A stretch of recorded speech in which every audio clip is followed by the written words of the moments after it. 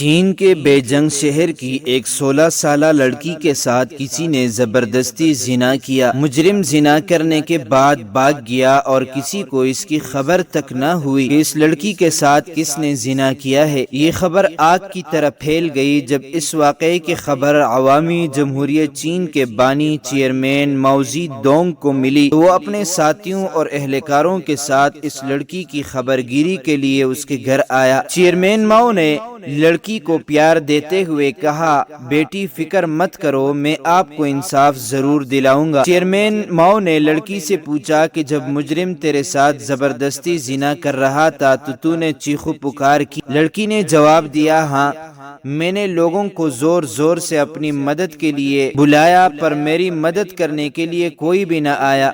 Chairman ماؤ نے کہا کہ اگر میں آپ کو کہوں کہ اسی زور کے ساتھ دوبارہ چیخو پکار کرو تو کیا تم پکار سکتی ہو؟ لڑکی نے جواب دیا، جی ہاں۔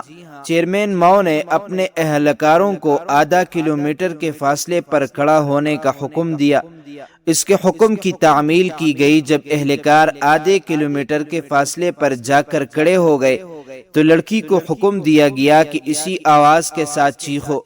لڑکی نے زور زور سے چیخنا شروع کر دیا۔ پھر چیئرمین ماؤ نے اپنے سب اہلکاروں کو بلایا اور پوچھا کہ کہاں تک اس لڑکی کی چیخ کی آواز سنائی دی گئی ہے؟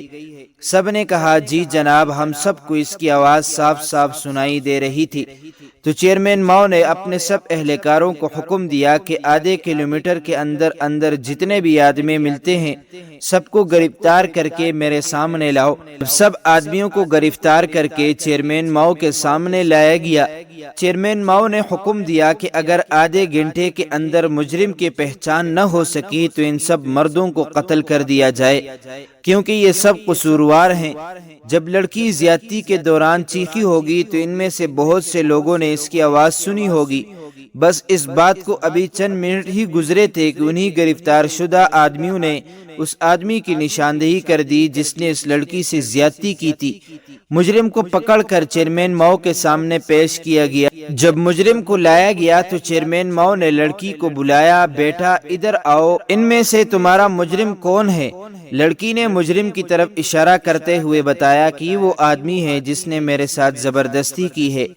اسی وقت حکم دیا گیا کہ اس آدمی کو قتل کر دیا جائے۔ حکم کی تعمیل کی گئی۔ اسی طرح نوعمر لڑکی کے مجرم کو تلاش کر کے 3 گھنٹوں کے اندر اندر قتل کر دیا گیا۔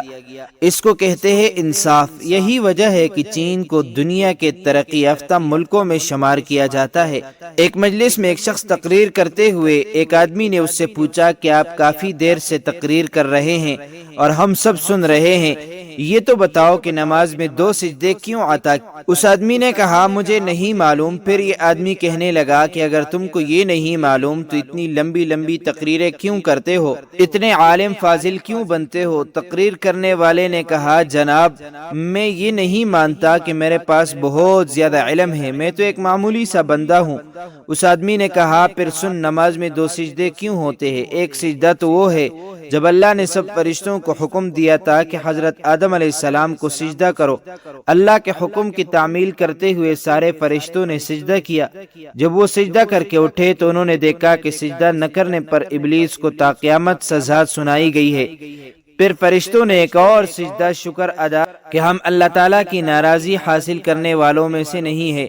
تقریر کرنے والے نے کہا، جناب، آپ نے میرے علم میں اضافہ کر دیا، میں اس کی باریکی میں نہیں جاؤں گا۔ یہاں میرے ذہن میں ایک اور بات ہے، کیا نماز ادا کرتے ہوئے ہمارا ایک سجدہ چھوٹ جائے تو کیا ہماری نماز قبول ہو جائے گی؟